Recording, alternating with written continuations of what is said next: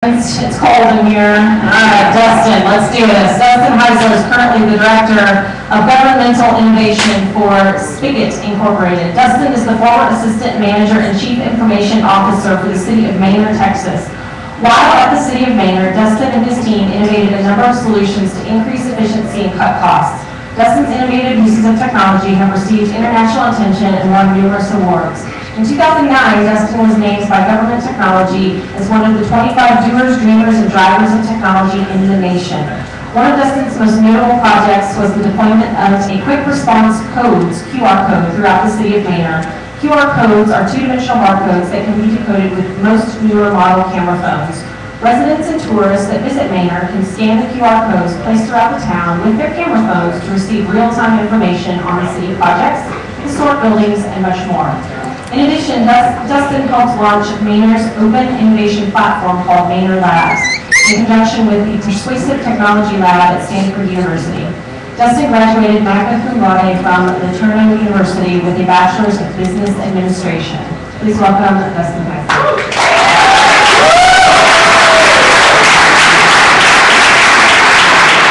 I'm one of the few people that can claim to have an oxymoron as their title. What used to be an oxymoron as a title, so I'm the Director of Government Innovation for Spigit. I started in Manor, Texas. How many of you know where Manor, Texas is at? All right. I'm also now the municipal judge there, so I can control marriages in the state of Texas.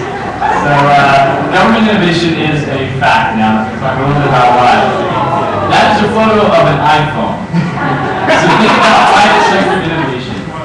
You think of things like the iPhone. You think of devices like the iPhone. Think of things that have revolutionized the way that we communicate as individuals, right? That's private sector innovation. So now what's government innovation look like? Well, we brought you the big red phone, right? So the big red phone on the president's desk, this is also in NASA. This is government innovation. And unfortunately, government is not traditionally innovative. This is about as good as you get, right? How many of you know innovative government agencies across the world? You got honestly? I got one, all right. So the reason why is not because of Darth Vader. The reason why is because of the force. There are different forces on government agencies than there are on private sector companies. We don't have to innovate in government because we don't need to survive. We're going to survive. We're here. We don't have the same forces at play, no market forces. But we do have needs. We have USA Today, we have the Wall Street Journal, we have wonderful magazines and newspapers that state our problems, expect lots of government layoffs. There's lots of problems in government, but how do we deal with them?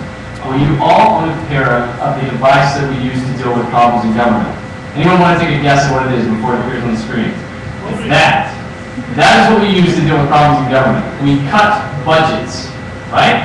You hear about that all the time. What does that really do? It dilutes the problem, because the problem really is not being addressed. A budget shortfall is actually a side effect of the root problem. So we have another answer for how we deal with real problems. And it's one that is going to involve you, people. You all have amazing intelligence.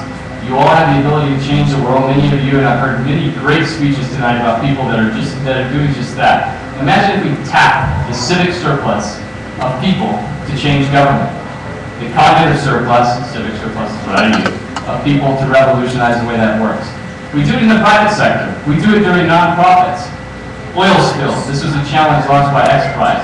To go up with new ways to clean oceans in the event of an oil spill.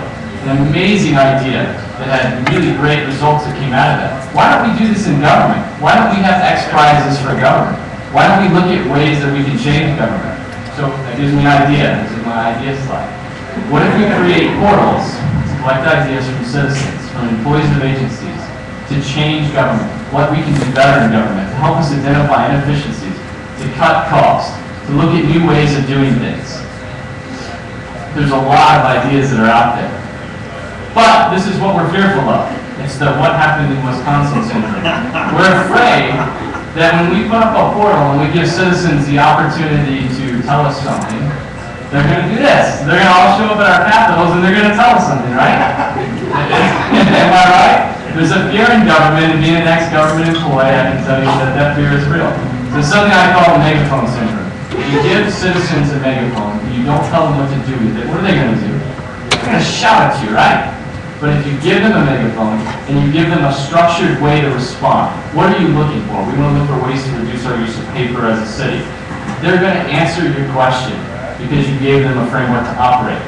And so, my idea is that citizens provide conceptual feedback. We evolve this feedback through a community, through other citizens. We allow them to collaborate. We build a social network around ideas. We advance them, we frame them, and ultimately we give government agencies something they can act upon, something at the end of the day that will actually change the way the government works. So I have this nice little pretty graphic going up now that I'm in the private sector. I can hire a designer to do this kind of stuff for me. So imagine an idea as a seed. That seed's got to evolve into something more actionable. We've got to grow ideas into solutions. An idea is just a concept. We need to birth ideas into something more, and that's where you all come in. You all have ideas, but we need to work together to grow them. But we need to make government look like this. And no, this is not the wrong image on the screen. We need people to understand what the process is in government. And unfortunately, government doesn't understand what the process is in government. We need to make government look like Candyland. We need to make the process uniform. This, my friends, is the future of work. Game mechanics. This is another aspect that we use in our platforms. It's Spigit. We incentivize people to participate. Who in their right mind is going to submit ideas for their agency? Not many people. Because you have to change the culture of how people participate. You have to incentivize their participation. You have to make it fun. People aren't just going to show up to a council meeting. Council meetings aren't fun. So we have to look at creative mechanics, some of which are being used in location-based services like Foursquare, to give citizens badges for participating. This is something that we did in Manor with the Persuasive Technology Lab. People can actually earn points for ideas. They can trade in these points and be mayor for a day. And you're about to see a screenshot of the store where you can be mayor for a day for 1,000 bucks. You can have a week declared in your honor. You can't give away iPads in government, especially broke government agencies. So you have to look for creative ways to incentivize participation and to create a game out of the process. Innovation in itself is a game. But we have to make a game fun if we're going to apply it to a general audience and a broad audience. We can't expect people to show up. And so we have to change this typical form of civic participation. We all stand in line, we all vote, right? And we never come back unless we get a speeding ticket, of course, right? If you get one in Manor, you know who to go to. But we have to change this to something else. We have to revolutionize the way that people participate, and we have to make it explosive. We have to make participation in government fun. Yes, that is fireworks called explosives. We have to make it fun. And we have to break down the complexity and the barriers that exist within government, make it easy to understand, and allow individual citizens to change the world in the very way in which government agencies operate. With that, this platform has now been launched in cities all over the world, including New York City, who's tapping 300,000 people. So that idea is not just an idea anymore, it's a reality.